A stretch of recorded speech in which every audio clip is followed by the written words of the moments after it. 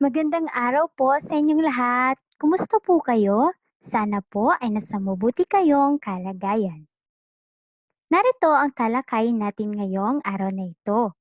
Pagkuha ng detalye ng kwento. Nakarinig ka na ba ng kwento? Mahilig ka bang makinig at magbasa ng kwento? Ano-anong detalye ng kwento ang dapat na alam mo?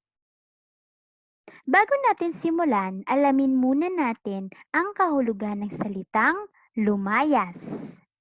Ano ba ang ibig sabihin ng salitang lumayas? Ang salitang lumayas ay ibig sabihin ay umalis. Halimbawa, sinaktan niya ang pusa kaya ito'y lumayas. Lumayas ang bata kasi sobra siyang pinagmamalupitan. Meron ka bang alagang hayop? Anong hayop ang paborito mong alagaan? Anong hayop ang alaga ni Rina? O, sino si Rina? Alamin natin. Ngayong araw, meron akong babasahing kwento na ang pamagat ay Saan Nagpunta? Mingming! Mingming! Tawag ni Rina sa kanyang alagang pusa. Hinanap niya ito sa ilalim ng mesa, sa kwarto, sa sala, at hanggang sa likod ng kanilang bahay, ngunit hindi pa rin niya ito nakita. Nanay, nakita po ba ninyo si Mingming? Malungkot na tanong ni Rina sa kanyang nanay Rowena. Hindi ko napansin ang alaga mong pusa. Paano mo ba inaalagaan ang iyong pusa? Usisa ng kanyang ina. Tumahimik si Rina. Ang totoo'y nakalimutan nga niyang bigyan ng pagkain ang kanyang alaga bago siya pumasok sa paaralan. Maghapon ding wala ang kanyang nanay noong araw na iyon. Nasa trabaho rin ang kanyang tatay kaya walang tao sa kanilang bahay.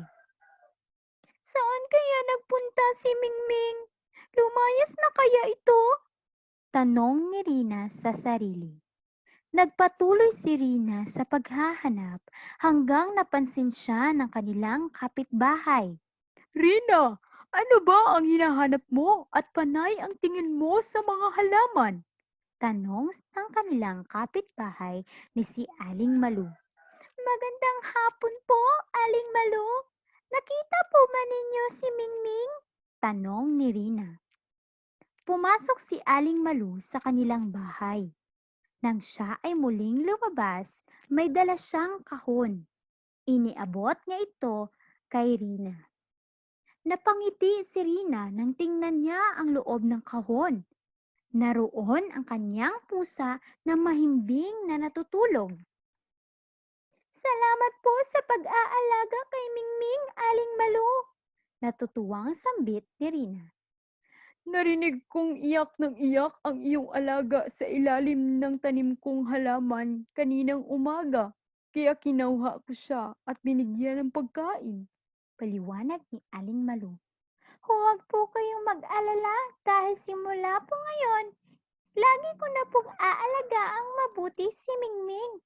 Tugon ni Rina habang hinahaplos ang ulo ng natutulog na alaga. Lagi nating tatandaan na kapag nagbabasa ng isang kwento, dapat alamin ang sumusunod na mga detalye. Una, tauhan, kung sino yung mga gumaganap sa kwento. Pangalawa, pinangyarihan, saan ba naganap ang kwento?